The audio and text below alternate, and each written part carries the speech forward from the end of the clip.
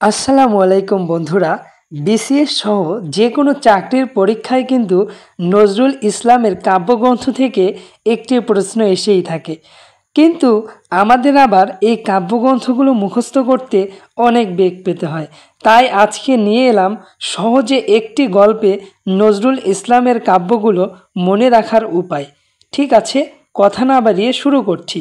তার আগে একটি কথা, চ্যানেলে নতুন হয়ে থাকলে সাবস্ক্রাইব করে নিন এবং আপনার প্রস্তুতিকে সহজ, সাবলীল এবং সুন্দর করতে আমরা কিন্তু আপনাকে এগিয়ে রাখবো অনেক দূর।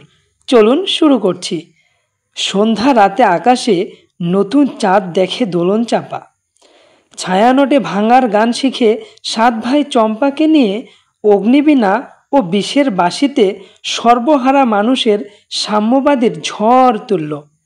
এদিকে সিন্ধু ও হিন্দল মরুভাস করে ফণিমনসা ও ঝিঙে ফুল তুলতে গিয়ে প্রলয় শিখার কবলে পড়ল। এই গল্পটির মাধ্যমে কিন্তু আমরা নজরুল ইসলামের কাব্যগুলো মনে রাখতে পারলাম। তো যদি ভালো লেগে থাকে ভিডিওটি লাইক করবেন, শেয়ার করবেন এবং আবারও বলছি অবশ্যই সাবস্ক্রাইব করে পাশে থাকবেন। অসংখ্য ধন্যবাদ।